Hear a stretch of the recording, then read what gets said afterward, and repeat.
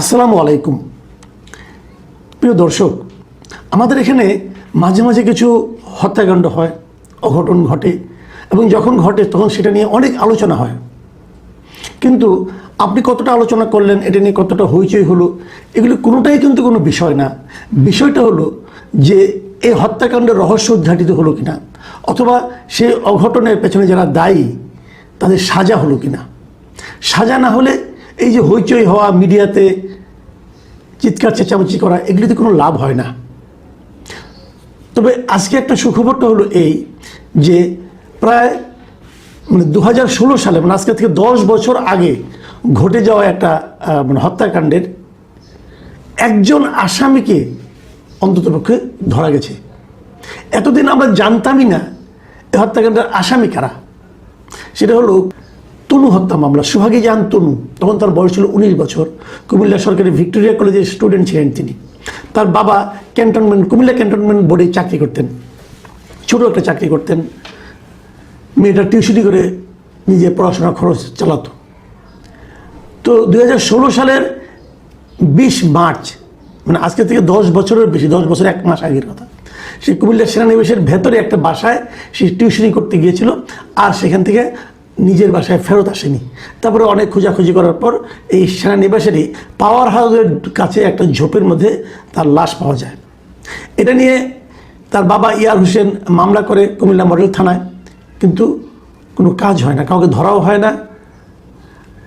তারপরে তার কয়েকদিন পরে, ওই 16 সালের এপ্রিলে এবং পরে 12 জুন 2 দফা তনুর ময়নাতদন্ত করা হয়। একবার লাশ কবর থেকে উঠিয়ে ময়নাতদন্ত করা হয়, কিন্তু কুমিল্লা মেডিকেল কলেজের ফরেন্সিক বিভাগ তখন তারা জানায় যে তারা তনুর মৃত্যুর কোনো কারণ খুঁজে পায়নি। এই ছিল ঘটনা, এবং এটা নিয়ে অনেক আলোচনা হয়েছিল। বোঝাই গিয়েছিল যে ফরেন্সিক ডিপার্টমেন্ট কোনো কারণই খুঁজে পেল না। নানাভাবে প্রভাব বিস্তার করে এই মামলাটাকে অনেকটা ধামাচাপা দেওয়ার মতো অবস্থায় কিন্তু ফেলে দেওয়া হয়েছিল। তারপরে এই মামলাটা প্রথমে সিআইডির কাছে যায়, তারপরে পিআইবির কাছে যায়। এবং সিআইডি যে একটা ভালো কাজ করেছিল সেটা হলো 2017 সালের মে মাসে সিআইডি তনুর পোশাকের মধ্যে কয়েকজন পুরুষের শুক্রাণুর উপস্থিতি পায়, এবং সেই শুক্রাণুর উপস্থিতি পাওয়ার পর মামলার একটু একটা গতি হয় আর কি। এবং তখন তারা বলে এগুলি পুরুষের শুক্রাণু, যেহেতু এটা যদি ডিএনএ টেস্ট করা যায় তাহলে হয়তো জানা যাবে যে এগুলো কার এবং এর সঙ্গে কারা দায়ী ছিল। বলা ভালো, তনুকে কিন্তু হত্যার আগে ধর্ষণ করা হয়েছিল বলে জানা গেছে।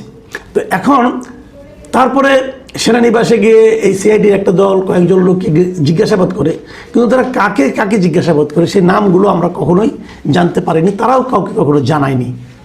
এর মধ্যে এরপর মামলাটা সিআইডি থেকে পিআইবির কাছে যায়, এবং পিআইবির কাছে যাওয়ার পর এবছর 6 তারিখে কুমিল্লার মামুনুল হক সাহেবের আদালতে, উনি একজন বিচারক, ওনার আদালতে এই তদন্ত কর্মকর্তা যিনি কর্মকর্তা আছেন তিনি সেখানে হাজির হন, এবং হাজির হয়ে বলেন যে 3 জনের ডিএনএ নমুনা মেলানোর দরকার, এবং উনি 3 জন লোকের নাম বলেন। এই 3 জন লোকের একজন লোক হলো senior warrant officer Hafizur Rahman, আরেকজন হলেন সার্জেন্ট জাহিদ, আরেকজন হলেন সৈনিক শাহিন আলম। তদন্তকারী কর্মকর্তা বলেন এই 3 জনের ডিএনএর সঙ্গে আমি একটু ম্যাচ করতে চাই। তার মানে এই 3 জনকে আসামি, এবং এই 3 জনই তনু হত্যার সময় কুমিল্লা সেনানিবাসে চাকরি করতেন। এর মধ্যে প্রথম জন ওয়ারেন্ট অফিসার হাফিজুর রহমান, তাকে সোমবার গতকালকে গ্রেপ্তার করা হয়েছে।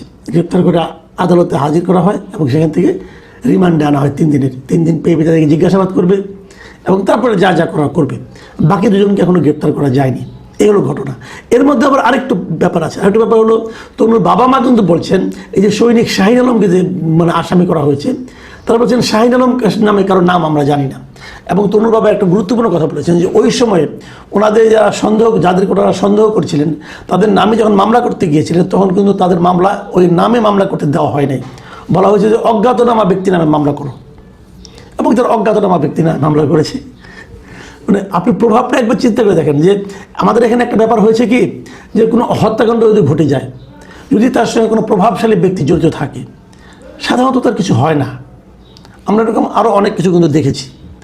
আমাদের রাজধানীতেও একটা ঘটনা ঘটেছিল, ধর্ষণ হত্যার প্ররোচনা, অনেক বড় লোকের ছেলের নাম এসেছিল, বসুন্ধরার ছেলের নাম এসেছিল, বসুন্ধরার মালিকের ছেলের নাম এসেছিল, কিন্তু কিছু হয়নি, কিন্তু এগুলো কিছু পাওয়া যায় না। টাকা অনেক সময় অনেক জোরে জোরে কথা বলে অথবা অনেক কথাকে থামিয়ে দেয়। যা হোক, টাকা, ক্ষমতা, অনেক কিছু। এই তনুর 10 বছর হত্যাকাণ্ডের 10 বছর পরে হলেও একজন আসামিকে যে গ্রেপ্তার করা গেছে এবং আর দুজনের নাম জানা গেছে, হয়তো আরও 2 জনের নাম এখান থেকে বেরিয়ে আসতে পারে, যে আসামিদের নাম যেভাবে ভাবছেন তনুর পিতামাতারা, তাদের যে সন্দেহ, সেই সন্দেহগুলিকে যদি মানে গোচরে নেওয়া হয়, আমলে নেওয়া হয়, তাহলে হয়তো আরও 2-1জনের নাম বেরিয়ে আসবে। তারপর তদন্ত, টেস্ট, ডিএনএ টেস্ট এগুলো করলে হয়তো প্রকৃত আসামিটা ধরা পড়া যেতে পারে। কিন্তু যে কথাটা বলার জন্য আমি আজকে এই অবতারণাটা করেছি, সেটা হলো এটা কিন্তু একটু সুখবর, যে তাও তো মানে আসামিদের নাম জানা যাচ্ছে, ধরা যাচ্ছে এবং টেস্টের মধ্যে একটা প্রক্রিয়ার মধ্যে আছে বলে আমরা বুঝতে পারছি। কিন্তু এরকম ঘটনা কিন্তু আরও আছে। আমি আরেকটা ঘটনার কথা আপনাদেরকে বলি। এটা তো 2016 সালে, 2013 সালে একটা ঘটনা। 2013 সালে, ওটাও মার্চ মাসেরই ঘটনা ছিল।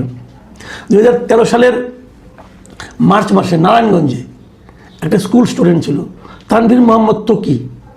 তাকেও কিন্তু অপহরণ করে হত্যা করা হয়েছিল। আজকে 13 বছর হয়ে গেছে, এখনও সেই মামলার তদন্ত চলছে, কিন্তু কোনো অভিযোগপত্র দাখিল করা হয়নি, মানে চার্জশিটই দাখিল করা হয়নি। র্যাব একটা তদন্ত করেছিল, সেই তদন্তে আজমেরি, যে শামীম ওসমানের ভাইয়ের ছেলে আজমেরি ওসমান, তার নাম পাওয়া গিয়ে তাকে সন্দেহ করেছিল, কিন্তু আর কিছু হয়নি, মামলাটা ঝুলে আছে। কেন এই মামলা এত বছর ধরে ঝুলে আছে? তখন না হয় আওয়ামী লীগ সরকার ছিল, আওয়ামী লীগ সরকারের পাওয়ারফুল লোক ছিল আজমেরি ওসমান, শামীম ওসমান, তারা ছিল পাওয়ারফুল লোক, এই জন্য হয়তো কিছু হয়নি। কিন্তু এখন তারা আওয়ামী লীগ সরকার নেই, এখন কে বাধা দেবে? মামলাটা তদন্তটা হোক, তদন্তটা, অভিযোগপত্র, চার্জশিটটা দাখিল করুক, বিচারটা শুরু হোক, তারপরে বিচার কত বছর চলবে কে জানে। কিন্তু তকির বাবা মা কিন্তু এখনও তাদের বিচার পায়নি, সন্তান হত্যার বিচার পায়নি। এটা গেল 2013 সালের ঘটনা। আরেকটা ঘটনা বলি, তারও আগের বছরের ঘটনা, 2012 সালের 11 ফেব্রুয়ারি। দেখুন, ত্বকী হত্যার তদন্ত হয়েছে, চার্জশিটটা হয়নি। মোটামুটি জানাও গেছে কে হত্যা করেছে, ধারণা করা গেছে, কিন্তু চার্জশিটটা কিন্তু এখনও দাখিল হয়নি। কিন্তু 2012 সালের 11 ফেব্রুয়ারি যে নিজের বাসায়, পশ্চিম রাজাবাজারের বাসায় যে সাংবাদিক দম্পতি মারা গেলেন, সাগর সরোয়ার ও মেহরুন রুনি, আমাদেরই সহকর্মী ছিলেন, এই জোড়া খুনের তদন্ত আজকে 14 বছরের বেশি সময় হয়ে গেছে, তদন্ত প্রতিবেদনই জমা দিতে পারেনি কেউ। এই মামলা পুলিশ, ডিবি, র্যাব, পিআইবি বিভিন্ন হাতে কিন্তু ঘুরেছে।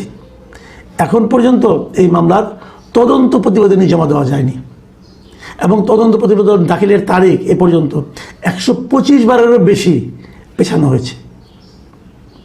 যখনই তদন্ত রিপোর্ট দেওয়ার কথা হয়, তদন্ত কর্মকর্তারা আদালতে যান, যে বলেন যে আরও সময় দেন, তারা আরও সময় দেন। এটা বোধ হয় অনন্তকাল ধরে চলবে। হয়তো আমাদের জীবনে কখনো এটা তদন্ত প্রতিবেদন জমা হবে বলে আমরা জানতে পারবো না, তারপরে কোনোদিন হবে কি না কেউ জানে না। সাগরের ছেলে এখন বড় হয়ে গেছে প্রায়, কারণ ঘটনাই তো ঘটেছে আজকে 14 বছর আগে। তখন তার বয়স যদি মানে 7-8 হয়, তাহলে এখন সে যুবক, পরিপূর্ণ যুবক। সে জানতেও পারছে না তার বাবা মাকে কে মেরেছে, কেন মেরেছে, এবং হত্যার বিচার তো হওয়া আরও পরের কথা। অভিযুক্তের নামও জানতে পারছে না, এর কী এক রহস্য।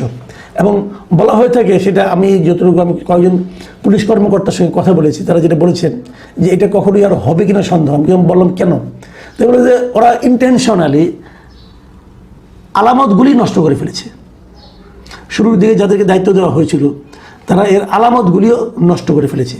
তো আলামতবিহীন মানে সমস্ত নমুনা, তথ্য প্রমাণ সব কিছু যদি নষ্ট করে ফেলেন, আপনি আলামতগুলি নষ্ট করে ফেলেন, তাহলে এত বছর পরে এসে হাওয়ার উপর তো তদন্ত করা সম্ভব না, এটা কঠিন। কারণ তখন তো সদিচ্ছা ছিল না। মাথায় রাখবেন, এই যে 3টা হত্যাকাণ্ডের কথা বললাম, 3টাই কিন্তু শেখ হাসিনা নেতৃত্বাধীন আওয়ামী লীগ সরকারের আমলের ঘটনা, এবং এই প্রত্যেকটা ঘটনার সঙ্গে কিন্তু সেই সময় সরকারের একদম শীর্ষ পর্যায়ের ব্যক্তিরা জড়িত ছিল বলে কিন্তু সন্দেহ করা হয়। সরকার জনগণকে সুবিচার দিবে, কিন্তু বিনিময়ে সুবিচার যাতে না পায়, সেই জন্য যদি সরকার কর্তৃপক্ষ এবং তারা যদি উচ্চ পদস্থ যারা আছেন, তারা যদি সচেষ্ট হয়, যে দেশে হয় সে দেশের জনগণের চেয়ে অসহায় আর কেউ হয় না। আমরা হলাম সেই অসহায় জাতি যারা নাকি এ ধরনের ঘটনা অবাধে ঘটতে দেওয়ার মতো বাস্তবতার শিকার হই। প্রিয় দর্শক, এই যে কথাগুলো বললাম এগুলো খুবই বেদনাদায়ক কথা, বলতে কষ্ট হয়, কিন্তু এভাবেই ঘটে, এভাবেই ঘটে আসছে বলে দেখছি। নতুন সরকার এসেছে, এখন এই যে তনু হত্যার বিচারে কিছু কিছু জট খোলা শুরু হয়েছে। দু একজন লোকের চেহারা আমরা চিনতে পারছি, যারা এই ঘটনার সঙ্গে যে আসামি যাদেরকে বলা হচ্ছে এরা সবাই কিন্তু ইতিমধ্যে অবসরেও চলে গেছে। এই অবসরপ্রাপ্ত লোকদের এনে এখন পাওয়া যাচ্ছে ওই সময় তারা কী পরিমাণ দাপটে ছিল, অথবা ওই সময় অনেকে বলে যে সেনাবাহিনী তাদের বাহিনীর সম্মান রক্ষার্থে নাকি এগুলি করেছিল। হতে পারে, আমরা জানি না কিছুই, কিন্তু এই সমস্ত সন্দেহ কিন্তু থেকে যায় যদি সুবিচারটা না হয়। এখন সুবিচার আমরা আশা করি, আমরা একই সঙ্গে ত্বকী হত্যা বলেন অথবা সাগরণী হত্যা বলেন সেগুলোরও কিন্তু আমরা বিচার প্রার্থনা করি। প্রিয় দর্শক, এখন এ পর্যন্তই। আল্লাহ হাফিজ।